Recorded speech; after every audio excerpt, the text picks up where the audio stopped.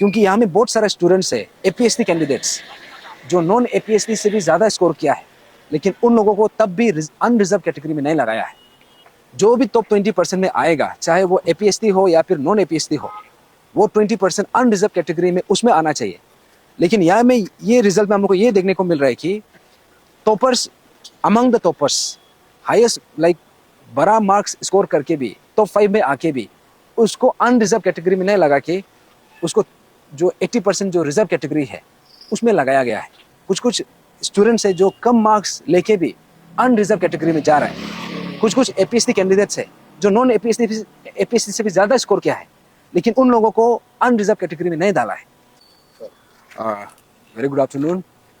हम आज civil secretariat में आया है। एक्चुअली सुबह हम एपीएसएसबी ऑफिस में गया था। जो हमारा कंसर्न है 3 एग्ज़ाम्स को है, अलग अलग एग्ज़ाम्स। तो पहला एग्ज़ाम है एक ये कंबाइंड ग्रेजुएट लेवल एग्ज़ाम जो यूडीसी का एग्ज़ाम था। ये इसको कंडक्ट किया था in the month of June 2025 में। अभी ऑलमोस्ट 6-7 मंथ्स हो चुका है, अभी भी उसका रिज़ल्ट डिक्लेयर नहीं किया है। तो इसी बात को हम पूछने के लिए आया था कि इतना लेट क्यों हो गया है। तो हम लोग को बताया है कि ये जो खाबुंग आपे versus government state of Arunachal Pradesh बोल के एक केस है, इसका कारण से अभी तक इसको रिज़ल्ट को डिक्लेयर नहीं किया है। और दूसरा बात हम ये पूछने के लिए आया था, ये जो लास्ट टाइम जो कांस्टेबल एग्ज़ाम जो हुआ था, जहाँ में 426 पोस्ट में से सिर्फ 20 कैंडिडेट्स को ही सिलेक्ट किया था। दैट मीन्स 406 पोस्ट जो है वैकेंट चला गया था। तो इसी बात को हम अपडेट लेने के लिए आया था। आज यहाँ पे सिविल सेक्रेटरीट में आके हम एपीएसएसबी का चेयरमैन और एपीएसएसबी का सेक्रेटरी दोनों को मिला है।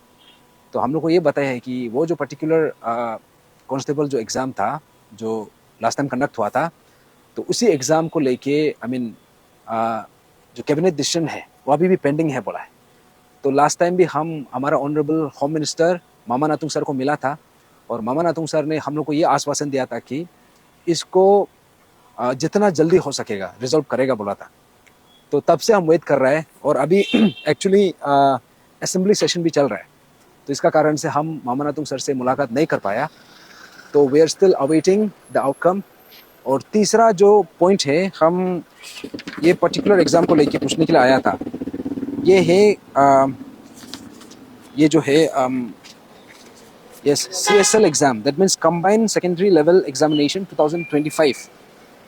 इसमें जो आउटकम जो देखा है, इसमें ऐसा है, यहाँ में हम लोग तो वैसे तो 80:20 रेशियो को हम पहले से स्क्रैप करने के लिए मांग कर रहे हैं, लेकिन इसको अभी तक स्क्रैप किया नहीं है। और दूसरा बात ये है कि 80:20 रेशियो जो है उसको सही तरीक़ा से इसको इम्प्लीमेंट भी नहीं कर रहा है। तो इसको हम आज पूछने के लिए आए हैं कि एग्जैक्टली ये लोग जो है रिजल्ट को कैसे डिक्लेयर किया है, क्योंकि यहाँ में बहुत सारे स्टूडेंट्स है एपीएससी कैंडिडेट्स जो नॉन एपीएससी से भी ज़्यादा स्कोर किया है, लेकिन उन लोगों को तब भी अनरिजर्व कैटेगरी में नहीं लगाया है। और ऐसा कैंडिडेट्स है जो यहाँ में अनरिजर्व रिजर्व, क्योंकि 80% जो है एपीएससी के लिए रिजर्व है, 20% जो है अनरिजर्व है। इसका जो एक्चुअल इंटरप्रिटेशन तो ये होना चाहिए कि जो टॉप 20% जो है, जो भी टॉप 20% में आएगा, चाहे वो एपीएससी हो या फिर नॉन एपीएससी हो, वो 20% अनरिजर्व कैटेगरी में उसमें आना चाहिए। लेकिन यहाँ में ये रिजल्ट में हमको ये देखने को मिल रहा है कि toppers among the toppers highest like बड़ा मार्क्स स्कोर करके भी टॉप 5 में आके भी उसको अनरिजर्व कैटेगरी में नहीं लगा के उसको जो 80% जो रिजर्व कैटेगरी है उसमें लगाया गया है। तो दैट मीन्स हम लोग को यहाँ में कुछ डिस्क्रिपेंसीज देखने को मिल रहा है।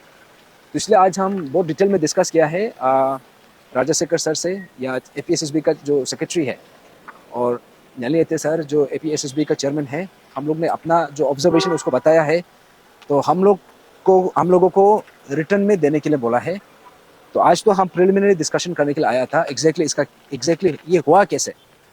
तो हम लोग को बोला है कि इसको डिटेल में लिख के आप लोग सबमिट करने के लिए बोला है। तो हम कल इसको हम सबमिट करेगा दोबारा से, और हम उम्मीद करता है कि अगर यहाँ में कुछ गड़बड़ हुआ है तो डेफिनेटली इसको करेक्शन करना पड़ेगा, क्योंकि जहाँ में रिजर्व और अनरिजर्व का अभी तक इंटरप्रिटेशन कुछ भी क्लियर नहीं है।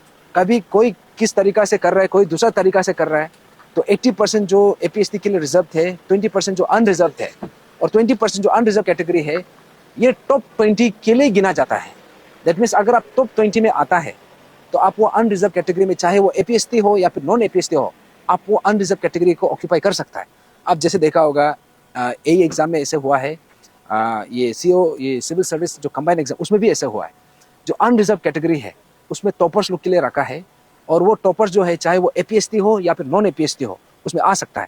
लेकिन ये रिजल्ट में हम लोग को ये देखने को मिल रहा है कि यहाँ में टॉपर होके भी, अमंग टॉप 5 में होके भी, उन लोगों को अनरिजर्व कैटेगरी में नहीं रखा है, उसको रिजर्व कैटेगरी में रखा है, चाहे वो एपीएसटी कैंडिडेट होने से भी। तो इसलिए ये बात को हम क्लियर करने के लिए आया था, और इसको हम फिर से हम कल दोबारा आके हम इसका अपडेट लेंगे, इसको हम रिटर्न फॉर्म में कल हम सबमिट करेगा। चलिए, हम लोग को समझ में नहीं आ रहा है कि इसका इंटरप्रिटेशन जो है किस तरीका से क्या है।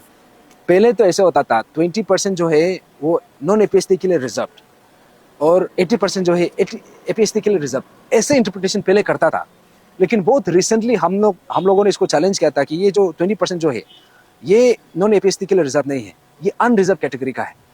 तो ये रिजल्ट में हम लोग को ये देखने को मिल रहा है कि अनरिजर्व कैटेगरी जो है ये बीच में भी आ रहा है, टॉप टॉप 10 या फिर टॉप 20 का उसमें बीच में ऊपर वो अमंग में नहीं आ रहा है।